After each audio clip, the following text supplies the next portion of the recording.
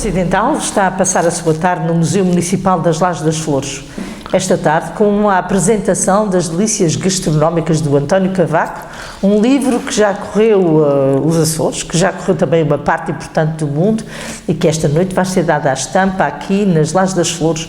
Connosco o António Cavaco, que nos vai revelar alguns dos segredos que fazem dele um dos homens mais procurados por quem gosta de comer. António, boa tarde. Este livro é o resultado de um trabalho que não terá sido rápido.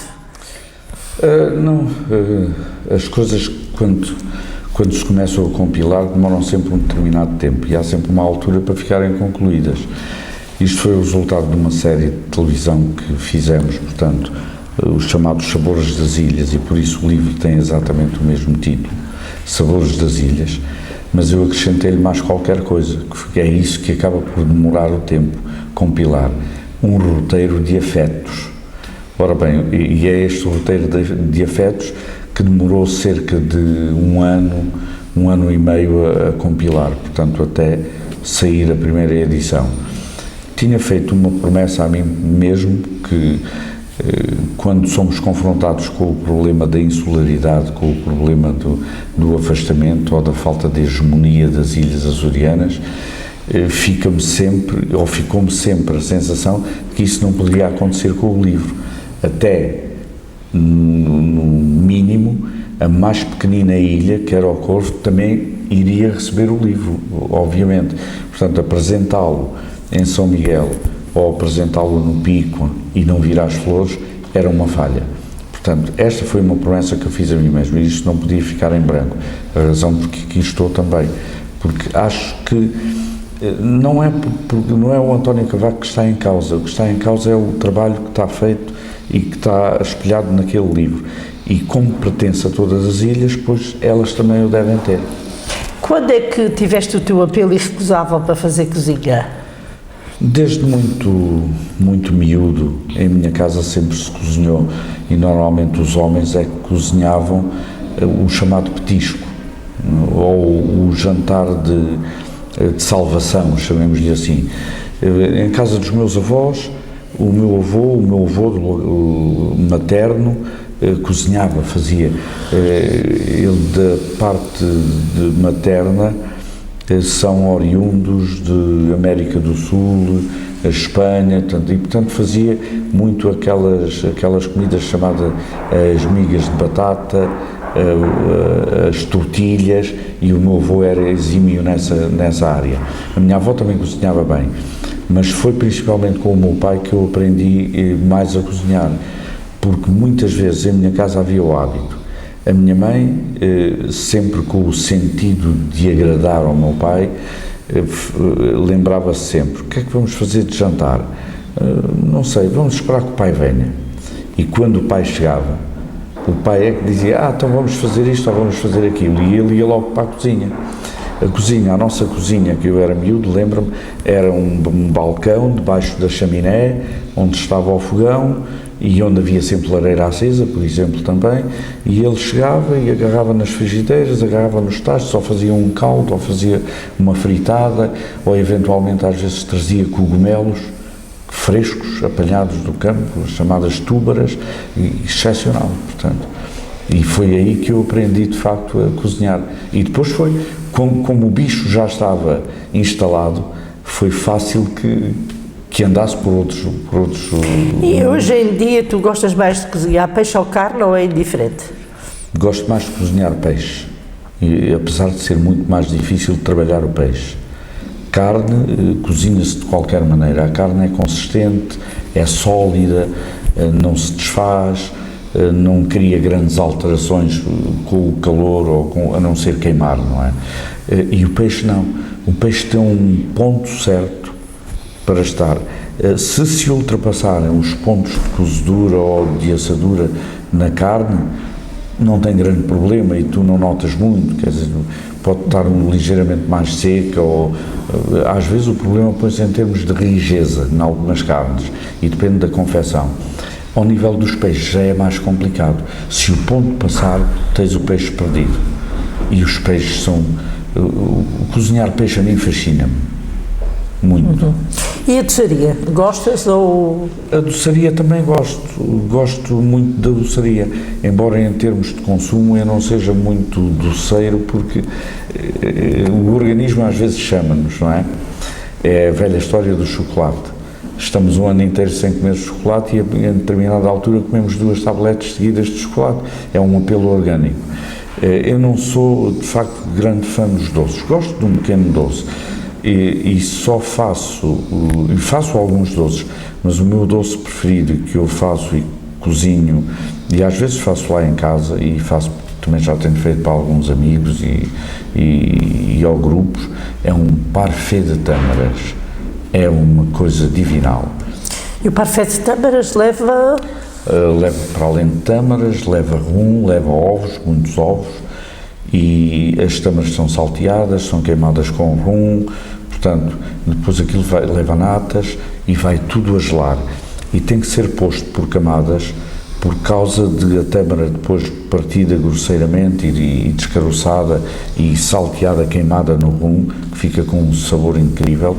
Tem que ser feita em determinado estado já de solidificação, para elas não afundarem e depois não ficarem só num sítio, não é?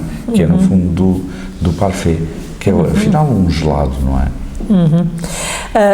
De todas as ilhas dos Açores, qual é aquela que te parece que tem uma tradição gastronómica mais completa, se é que isto se pode dizer?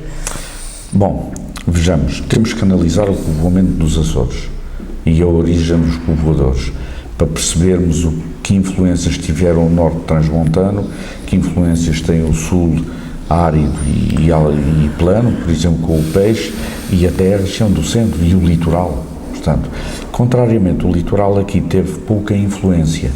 Não sei se pelas condições, porque nunca pesquisei isso a fundo, se pelas condições em termos de geografia, de estarmos rodeados de água por todo lado. E essas influências espelham-se em determinados pratos e confecções e maneiras de os preparar, como por exemplo, o norte transmontano tem fumeiro, isto só para analisarmos grosseiramente um exemplo, e que ilhas é que têm fumeiro? As Flores, um pouquinho, São Jorge, Faial e o Pico, pouco. As outras ilhas não têm fumeiro, Graciosa não tem fumeiro, São Miguel não tem fumeiro, etc. Portanto, o Corvo não tem fumeiro também, e o fumeiro dá a tónica da confecção e de consumo de carnes, portanto, fumadas para as confecções.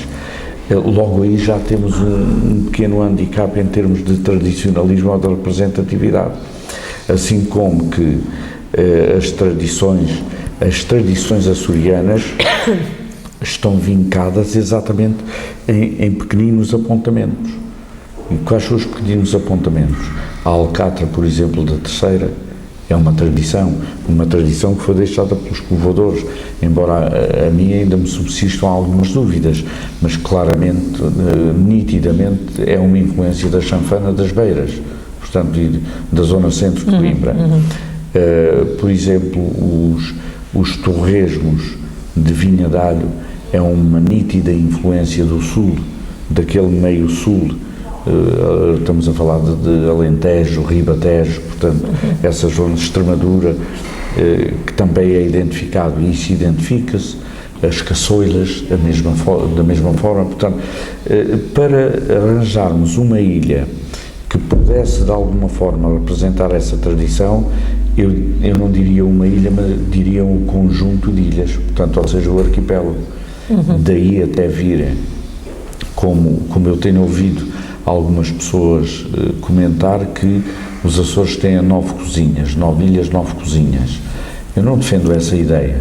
Eu diria que os Açores têm 9 formas distintas, às vezes, de confeccionar o mesmo produto, mas não necessariamente 9 cozinhas.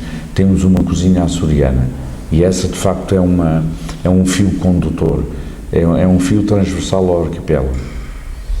A cozinha açoriana acaba por ser uma reminiscência de histórias e também de emoções e de muitas outras coisas, porque com essas coisas todas é que se faz a cozinha.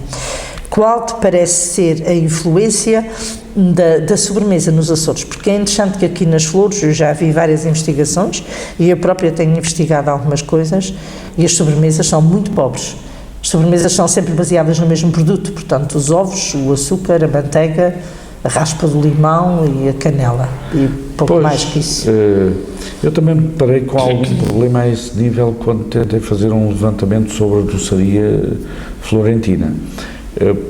Talvez por uma razão simples, porque a grande influência é conventual em termos de sobremesas e de doçaria.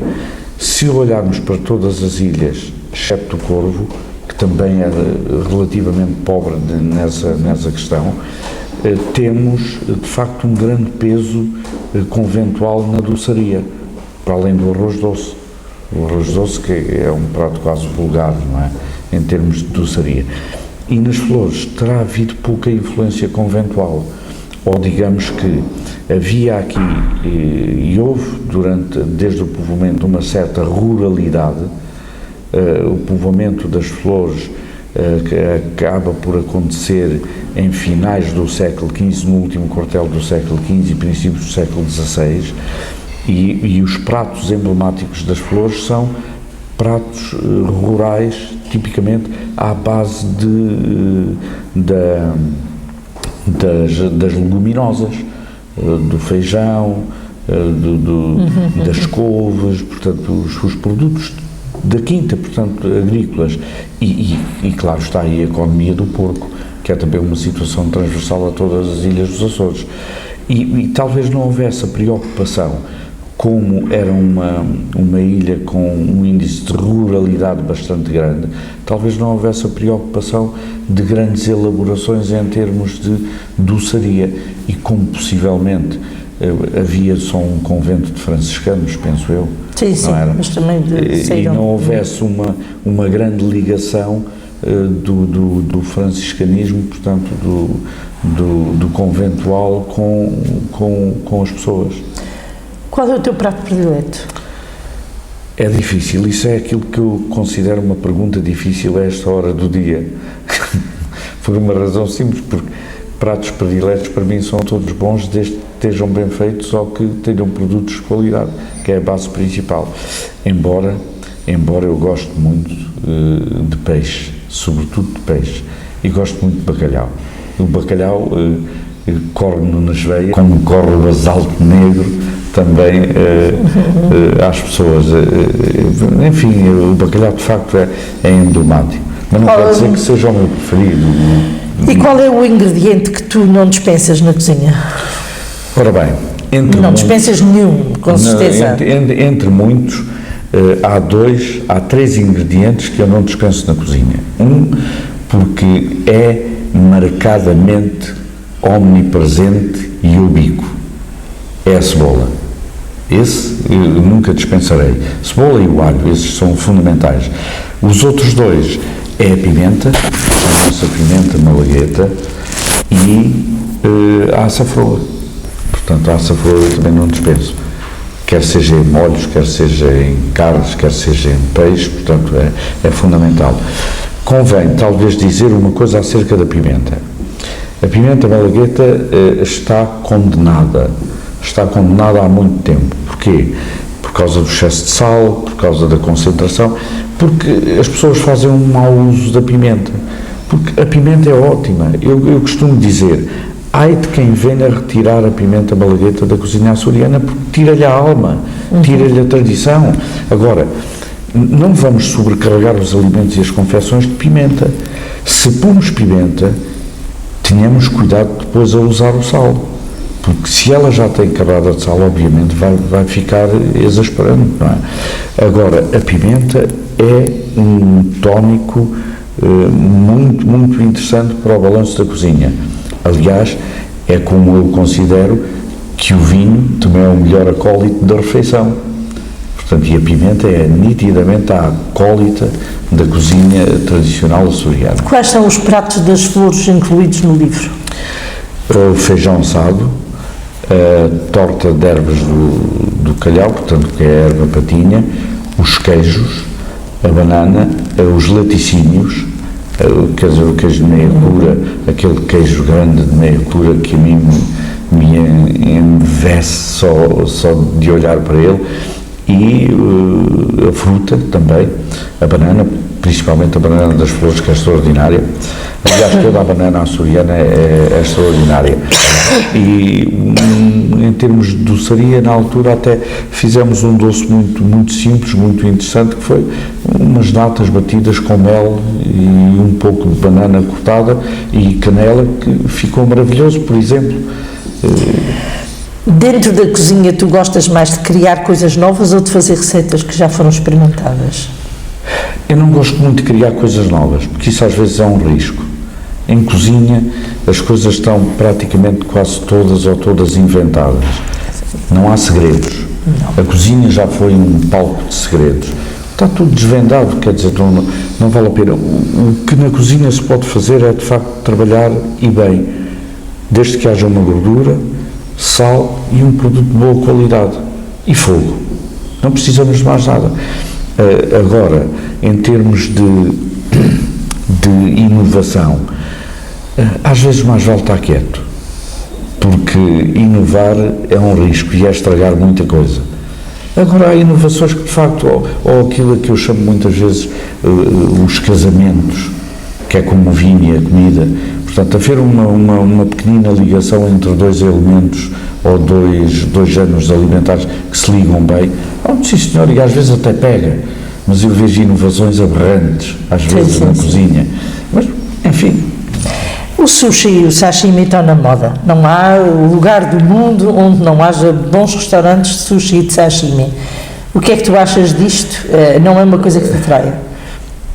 Não posso comer, não posso condenar essas coisas, porque em matéria de gosto ninguém tem nada escrito, ainda não existe nada escrito em termos de gosto.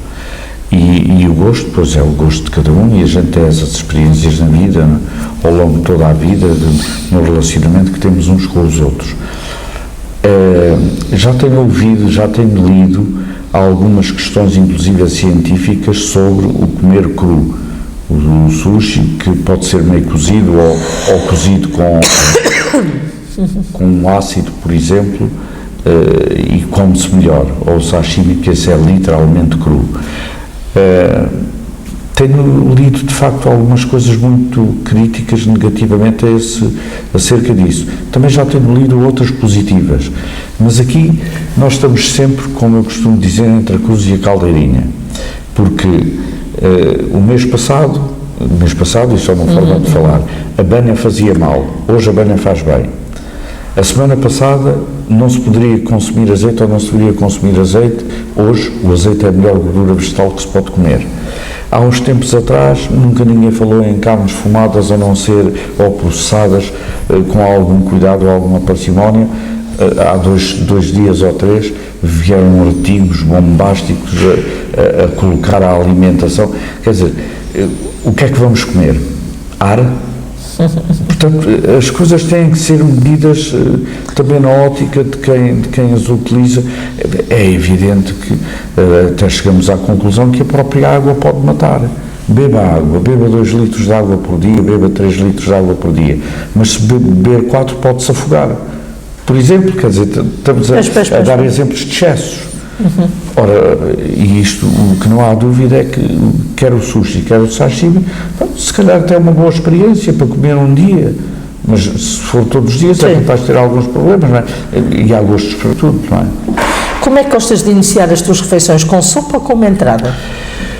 Regra geral, eu gosto de iniciar as minhas refeições com um bom copo de vinho. E um copo de água, e depois depende dos dias, há a tal questão do gosto. Às vezes apetece-me uma sopa, uma boa sopa, ótima. Outras vezes uma pequena entrada, uma pequena degustação de qualquer coisa, e outras vezes nada, avançamos no prato regularmente, devagarinho. Os restaurantes açorianos onde tens comido estão ao nível da excelência que é necessário para receber turismo nos Açores? Quais são as ilhas em que tu achas que isso está pior representado e quais são as ilhas melhor representadas também, não é? Essa é outra pergunta difícil a esta hora do dia, mas por uma razão simples, porque o turismo é uma atividade de pessoas para pessoa, portanto estamos a falar em termos de tratamento.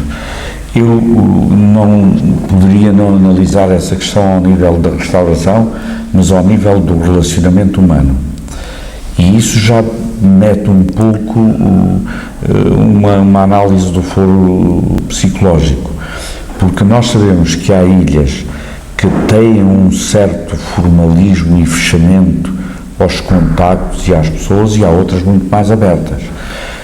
Eu costumo dizer, por exemplo, e vou citar aqui um exemplo que se passou comigo, a Madeira. A Madeira tem mais de um século de turismo. Isto faz percorrendo o caminho, o tempo. E eu uma vez, isto só para ilustrar, uma vez num congresso em que estive na Madeira, entrei com uns amigos num barzinho ao pé do hotel do congresso e pediram-se umas cervejas. Ninguém mencionou o nome de cerveja, e o homem pôs, distribuído pelos convívioos, éramos 5 ou 6, pôs 6 cervejas Coral, que era a marca da Madeira. E eu, pessoalmente, como até gosto muito de Superboc, de facto, a minha cerveja preferida é a Superboc. E disse ao indivíduo: olha, desculpe, não tem Superboc ou não tem outra cerveja? Para mim era desconhecida, ou pelo menos conhecia pouco. E ele disse: não, sabe que nós não temos necessidade de ter outras cervejas. E eu perguntei: mas porquê? Já estava com um certo pronto. Ele disse: porque esta é a melhor cerveja do mundo. E eu disse: sim senhor, esta é a nossa cerveja, é da Madeira, mas o senhor vai fazer uma coisa, o senhor vai tomar essa cerveja, e se não gostar, eu ofereço-lhe a cerveja, e depois a gente pensa noutra cerveja. E eu tomei a cerveja, gostei, agradeci, e voltei a tomar mais outra cerveja. E agora, Gabriela, fazemos uma pequenina reflexão.